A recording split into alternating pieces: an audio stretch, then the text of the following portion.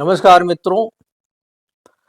आज मैं बात करता हूं पाकिस्तान की, एससीओ की और एस जयशंकर की।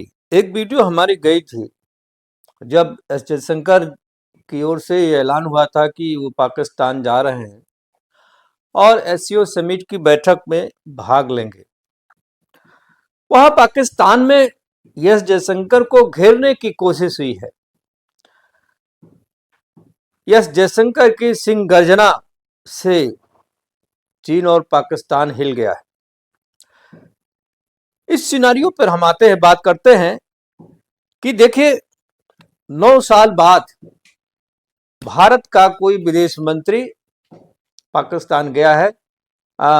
सुषमा स्वराज जी के बाद जयशंकर जी का जाना हुआ है, क्योंकि तब से तो भारतीय जनता पार्टी की सरकार है।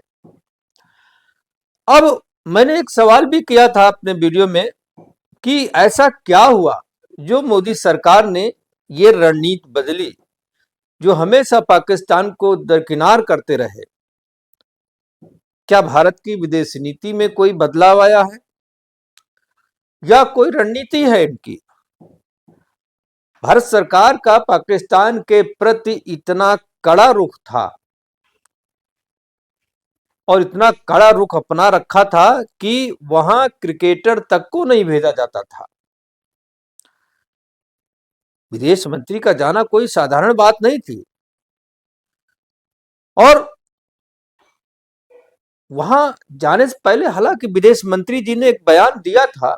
उन्होंने कहा था कि हम कोई पाकिस्तान से संबंध सुधारने नहीं जा रहे हैं, बल्कि एससीओ समिट के हम मेंबर हैं, जिम्मेदार सदस्य हैं और हम उस समिट में हिस्सा लेने के लिए इस्लामाबाद जा रहे हैं। लेकिन पिछले वर्षों में जो पॉलिटिकल और डिप्लोमेटिक लेवल पर जो आदान प्रदान हुआ, जो एक दूरी बनी रही। आदान प्रदान का मतलब है कि कुछ भी पर्दे के बाहर कोई गतिविधियां नहीं रही। पर्दे के अंदर क्या होता रहा ये तो नहीं कहा जा सकता है, लेकिन चाहे अर्थ व्यवहार की बात हो, व्यापार की बात हो या सामान्य जो सामरिक बैठकें, जो बॉर्डर पर जो हमारे कोर कमांड लेवल की बैठकें होती है, ब्रिगेड लेवल की बैठकें होती है, मैं समझता हूं ये बैठकें भी ना के बराबर रही हैं। अब ये तो सवाल उठेगा कि ऐसी स्थिति में भारत के विदेश मंत्री पाकिस्तान जा रहे हैं तो क्या कोई ऐसा फॉरेन पॉलिसी में टर्निंग पॉइंट आ गया है क्या, या पाकिस्तान को लेकर भारत की विदेश नीति में कोई लचीलापन आ गया है? वैसे पाकिस्तान की आंतरिक स्थितियां तो बद से बदतर हैं और भारत से बातचीत करने के लिए वो बहुत मजबूर है, लालायित है और कोई न कोई बहाना ढूंढ रहा है। पाकिस्तान बुरी तरह से अपनी आंतरिक समस्याओं में उलझा हुआ है, चाहे पाक अधिकृत कश्मीर का मामला हो, बलूचिस्तान का मामला हो या पश्तूनों का मामला हो, सिंधियों का मामला हो। हर जगह विद्रोह प्रदर्शन चल रहे हैं, मारकाट चल रही है, हिंसा चल रही है, आतंकवाद चल रहा है, अस्थिरता चल रही है, महंगाई बेरोजगारी का तो कोई अंतहीन दौर चल रहा है, आर्थिक संकट से बिल्कुल जूझ रहा है, राजनीतिक की स्थिरता बिल्कुल नहीं है, पॉलिटिकली बिल्कुल हैंग हो गया एक तरीके से, और सेना के बल पर सरकार चल रही है। अब उसके पास भारत से उलझने की कोई सामर्थ्य नहीं है, क्योंकि कोई देश लड़ाई तब लड़ता है जब पॉलिटिकली स्टेबल्स हो और वो मिलिटराइज भी बहुत साउंड हो और इकोनॉमिकली भी बहुत साउंड हो, क्योंकि लड़ाई लड़ना कमजोर गरीब देशों के बस का बात नहीं, खर्चीला प्रोग्राम होता है। और देश के अंदर की व्यवस्था, पॉलिटिकल सिस्टम, वहां विल पावर्स हो गवर्नमेंट के पास, ये सब तो पाकिस्तान के पास आज की डेट में है नहीं। कुछ है तो उसके पास आतंकवाद है, अस्थिरता है, अलगाववाद है, मुल्ला कल्चर है, दिवालिया है, हो गया है पाकिस्तान, दिवालियापन का शिकार है। हर जगह आंदोलन पर आंदोलन, आंदोलन पर आंदोलन। अभी एससीओ बैठक के पहले ही इमरान साहब की जो है आह्वान पर उनके कार्यकर्ता सड़कों पर मारकाट मचाए हुए थे, सेना लगी हुई है, पूरा एससीओ मीटिंग इस्लामाबाद में चल रही, सड़कों पर केवल और केवल मिलिट्री दिखाई दे रही है। और भारत का मोस्ट वांटेड जाकिर हुसैन भी घूम रहा है कहीं वहीं। ये स्थितियां पाकिस्तान की है। ऐसी स्थिति में मैं समझता हूं वहां जाने से या एससीओ की मीटिंग वहां करने से कुछ कुछ लाभ ना तो एससीओ को मिलेगा, ना ही उसके सदस्य राष्ट्रों को मिलेगा, और भारत को तो वैसे भी पाकिस्तान से कभी कुछ मिला नहीं है, सिवाय भारत ने उनको दिया है। लेकिन यहाँ एक बात बहुत महत्वपूर्ण है कि इस मीटिंग में पाकिस्तान ने, चाइना ने, इन सब ने सोचा कि भारत उनकी घेराबंदी में फंस गया है, अब वो आ रहा है तो हम अपने एजेंडा चलाएंगे। लेकिन आप जानते हैं कि जहां जयशंकर जी होते हैं वहां कोई एजेंडा चलता ही नहीं, एक ही एजेंडा चलता है, वो है जयशंकर एजेंडा। और जयशंकर जी की सिंह गर्जना से वो सारे एजेंडाधारी वो सब अपनी औकात में आ गए।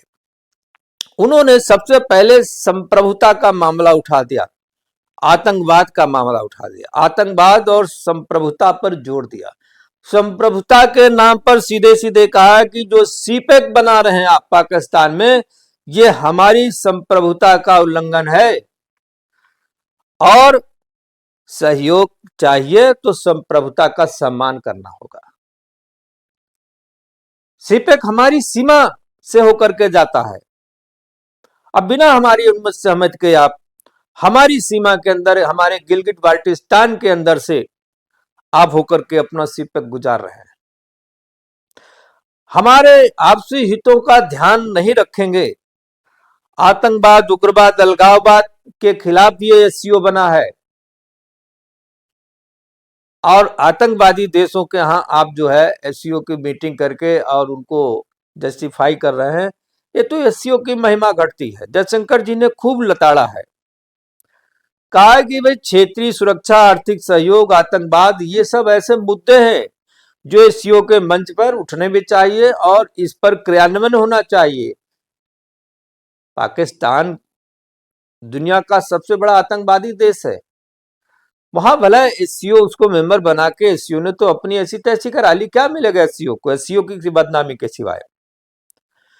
जयशंकर जी ने कहा साझा चुनौतियों से निपटने के लिए आपसी सहयोग बहुत जरूरी है, ये एससीओ देशों को समझना चाहिए, एससीओ के मेंबर राष्ट्रों को समझना चाहिए, और शांति विकास के लिए जब तक सामूहिक नजरिया नहीं बनेगा, सामूहिक प्रयास नहीं होगा, मन से प्रयास नहीं होगा, तब तक इसका कोई मतलब नहीं है।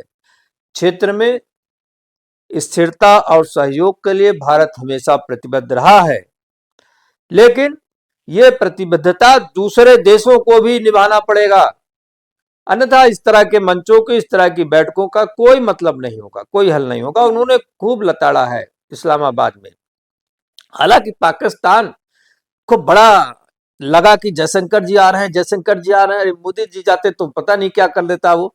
जयशंकर जी के जाने से इतना खुश है कि उसको लग रहा है कि भाई द्विपक्षीय वार्ता का मंच हमारा तैयार हो जाएगा, हम मिल करके अपना डील करेंगे। उसकी आदत है कटोरा लेकर डील करने की। पिछली बार जब एससीओ बैठक था तो वहां पर बिलावल भुट्टो साहब गए थे, उस समय विदेश मंत्री थे। बिलावल भुट्टो साहब ने जब लौट के आए अपने देश में तो वहां तो ज्यादा कुछ नहीं बोले, उनको बोलना कहाँ आता है, चिल्लाना आता है।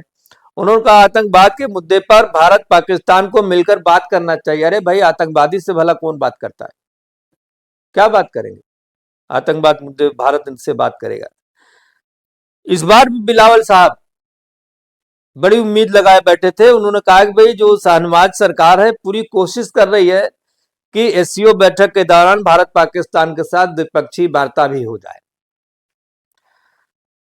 और उन्होंने ये भी कहा कि अगर ऐसा नहीं होता है तो आने वाली नस्लें जो है दोनों सरकारों को माफ नहीं करेंगे। अरे भाई, हमारे नस्लें हमारी सरकार को पूरी तरह से माफ करती रही है, और हमारी सरकार से लोग खुश हैं। आपकी सरकार को माफ नहीं करेंगे, आप अपना घर देखिए और चिंता छोड़ दीजिए। पाकिस्तान के जो विदेश मंत्री हैं आजकल, इसहाक डार साहब, उन्होंने भी कहा कि भारत जब चाहेगा हम वार्ता के लिए तैयार है।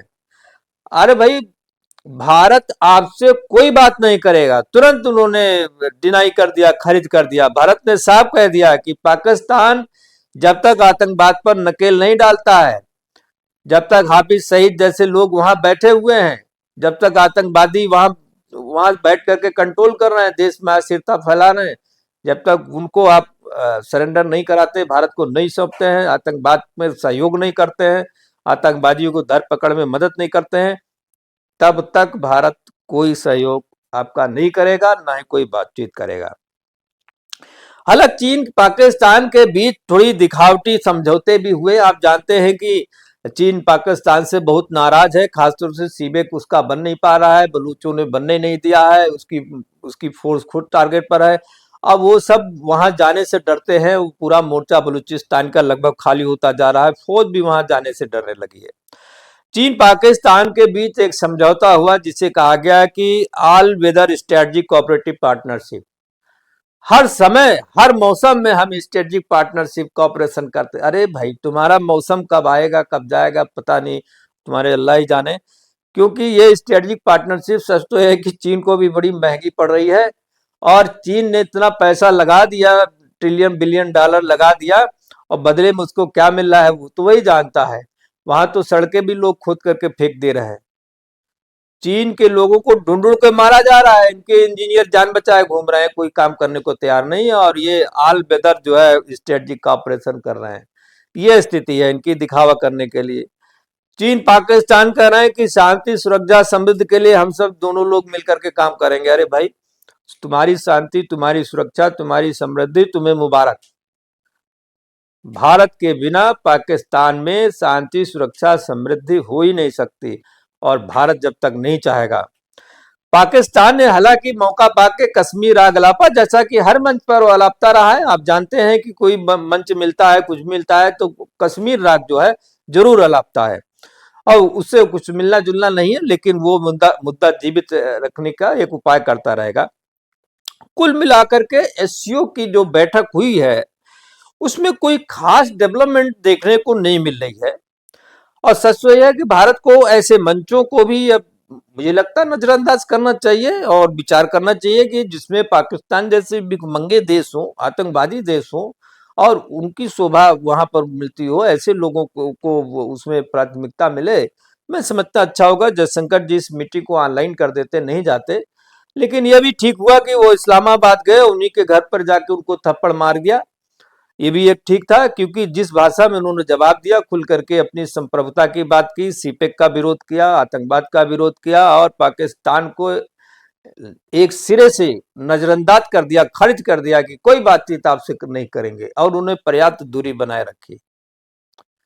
और मैं समझता हूं आने वाले समय में ये दृढ़ता सरकार को बनाए रखना चाहिए, और पाकिस्तान को हर मोर्चे पर, हर जगह, हर परिस्थिति में रगड़ना चाहिए उसको, और उसको नाक के बल रगड़ करके जो है, जब तक वो आतंकवाद पर ईमानदारी के साथ भारत के साथ नहीं खड़ा होता है काम करने के लिए, सहयोग करने के लिए, किसी भी प्रकार से उसका कोई